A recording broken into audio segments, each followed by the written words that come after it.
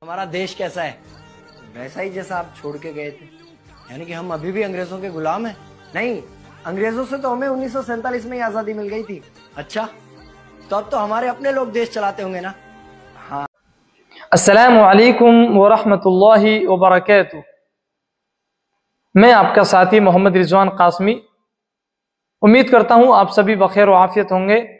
आप सभी का स्वागत है हमारे यूट्यूब चैनल पॉलिटिकल लाइफ पर, जहां हम कौमी और आलमी सतह पर यानी नेशनल और इंटरनेशनल लेवल पर गफलत और गुलामियत की चादर ओढ़कर सोई हुई जनता के अंदर सियासी बेदारी और तालीमी शऊर को पैदा करने की कोशिश करते हैं, यानी political awaking and education awaking create करने की कोशिश करते हैं।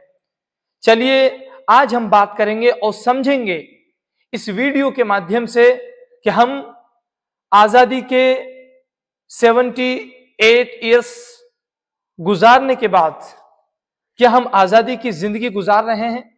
क्या हमें 78 साल के बाद में असली और हकीकी आज़ादी का लुत्फ महसूस हो रहा है, या फिर से हमें गुलामियत की तरफ धकेल दिया गया है, या फिर से हमारे सारे सिस्टम को गुलाम बना दिया गया है?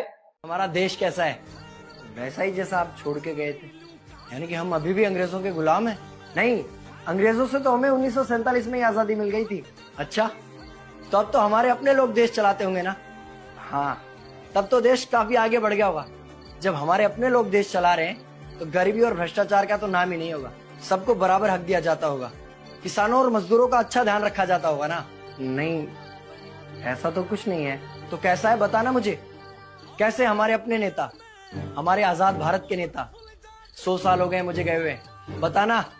हमारे अपने नेता वो तो अपनी जेबें भरने में लगे हुए हैं। आने वाली 7 पीढ़ियों को नहीं बल्कि 700 पीढ़ियों को ना कमा कर खाना पड़े, उस चीज के इंतजाम में लगे हुए हैं। तो तुम लोग क्या कर रहे हो और हमारे देश का युवा क्या कर रहा है? हम लोग तो इंस्टाग्राम पर रील्स देखने में बिजी हैं। यानी कि हमारी कुर्बानी का देश के लोगों पर कोई असर नहीं पड़ा। देश के लोगों में कोई देशभक्ति नहीं, कोई देश प्रेम नहीं। नहीं, ऐसा नहीं है। आपके लिए और देश के लिए बहुत प्रेम है भारत के लोगों के दिलों में। हर 15 अगस्त और 26 जनवरी को तिरंगा फहराते हैं, पूरे जोश के साथ भारत माता की जय बोलते हैं और आपकी डीपी भी लगाते हैं। और भारत और पाकिस्तान के क्रिकेट मैच के दौरान तो हमारी देशभक्ति पीक पर होती है। तुम इसे देशभक्ति समझते हो? तो फिर क्या है देशभक्ति? अगर तुम्हारी देशभक्ति समाज को सुधारने में, गरीबों को अच्छी शिक्षा या बराबर का हक नहीं दिलाती तो कोई काम की नहीं है तुम्हारी देशभक्ति। भ्रष्ट नेताओं और सरकार के खिलाफ आवाज उठाओ, लोगों को एकजुट करो। लेकिन अगर हमने सरकार के खिलाफ आवाज उठाई या नेताओं से सवाल पूछे तो हमें एंटी नेशनलिस्ट कहा जाएगा या हमें गद्दार करार दे दिया जाएगा। तो डरता है? 23 साल का था मैं जब अंग्रेजों ने मुझे फांसी पर चढ़ा दिया। मुझे तो आतंकवादी कहा गया था। अगर अब नहीं जागे तो ये देश सोता रहेगा।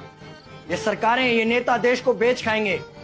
इस भ्रष्ट सरकारी तंत्र से लड़ो। देश को क्रांति की जरूरत है। क्रांति यानी कि हमें हथियार उठाने होंगे, बंदूकें उठानी होंगी जैसे आपने उठाई थी। नहीं, हमारी क्रांति विचारों की थी। जब अंग्रेजी हुकूमत ने हमारी आवाज नहीं सुनी तो हमने और जोर से आवाज लगाई और अपने विचार रखे। और क्रांति केवल सत्ता को बदलने तक सीमित नहीं है, बल्कि इस भ्रष्ट अन्यायी तंत्र को जड़ से उखाड़ कर फेंकना है। पर ये होगा कैसे? अपने आसपास से शुरुआत करो। जो भी तुम्हें भ्रष्ट नजर आए उसके खिलाफ आवाज उठाओ, एक्शन लो। हमारे टैक्स का पैसा नेताओं के जेब में जा रहा है, हिसाब मांगो। अपने वोट का सही इस्तेमाल करो, लोगों को जागरूक करो, इस देश को आजाद करवाओ। इंकलाब जिंदाबाद, इंकलाब जिंदाबाद। उम्मीद करता हूं आपने हमारे इस पैगाम को जरूर समझा होगा। अगर आप हमारी बात से सहमत हैं और मुत्तफिक हैं तो प्लीज कमेंट बॉक्स में जरूर अपनी राय दीजिएगा। हमारे यूट्यूब चैनल को सब्सक्राइब करना ना भूलिएगा। किसी शायर ने इसी से मिलता जुलता एक शेर कहा था, अभी तक पांव से चिमटी है जंजीरें गुलामी की, अभी तक पांव से चिमटी है जंजीरें गुलामी की, दिन आ जाता है आज़ादी का लेकिन आज़ादी नहीं आती। बहुत बहुत शुक्रिया। अस्सलामु अलैकुम वरहमतुल्लाहि वबरकातुहू।